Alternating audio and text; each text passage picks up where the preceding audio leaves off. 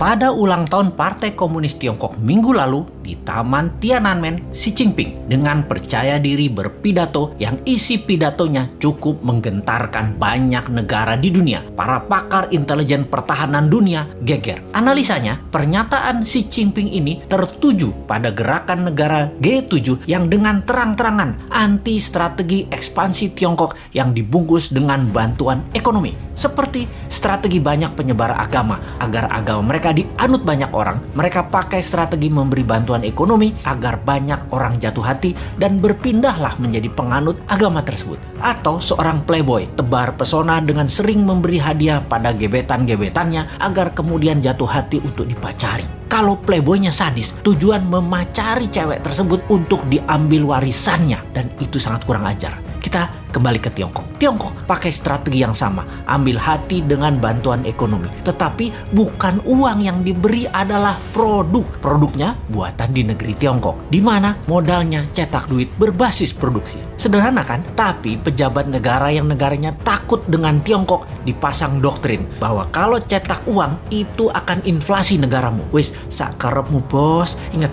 jabatan ada batasnya, ilmu juga ada batasnya. Hanya kebodohan yang ada batasnya. Nanti New Mind pakai strategi sama, memberi. Kalau sekarang kita lanjut dengan G7 yang anti strategi Tiongkok dan akan mempunyai program B3W yang menyediakan anggaran 10 kali anggaran Tiongkok ekspansi ke luar negeri. Kalau New Mind jadi, kita nggak pakai keduanya, kita main sendiri. Wis, pinter kalau urusan dalam negerinya. Ke luar negerinya, kedua pihak G7 dan Tiongkok kita mainkan. Lalu Xi Jinping mengatakan akan melakukan 3 hal. Memenggal kepala negara yang melawan dan membuli dan membuat masalah dengan Tiongkok. Tiongkok akan membangun 100 silo. Silo adalah tempat peluncuran nuklir warhead roket. Kemudian akan mengambil secara utuh kembali, yaitu Taiwan, Macau, dan Hong Kong. Ini agresi militer niatnya. Biden, pemimpin Amerika, gemetar. Dan Biden mengajak Tiongkok, Rusia, dan Amerika untuk membuat pertemuan 3 negara. Di sini, perebutan global power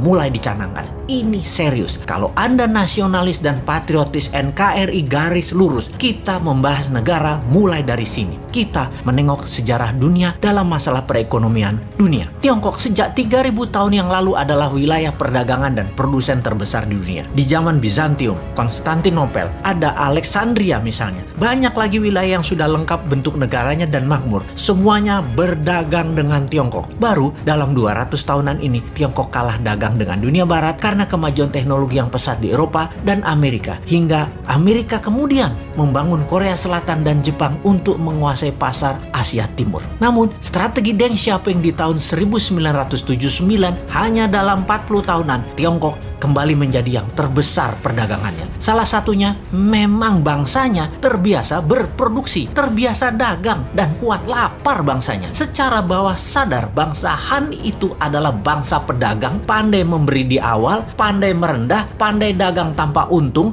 yang penting pembeli untung dulu, pandai putar uang, dan jago dalam kesehatan alami biomedisin tradisional ala timur. Secara ekonomi dan kesehatan memang di nomor 1 dan 2 kan. Baru makanan. Mereka itu jago makan. Makanan mereka enak-enak. Secara dasar kehidupan, pola pikir bawah sadar mereka ya happy-happy dan kerja keras. Work hard, play hard. Jangan kayak di negara tetangga. Banyak yang work soft, no play. Ai mate dah lu.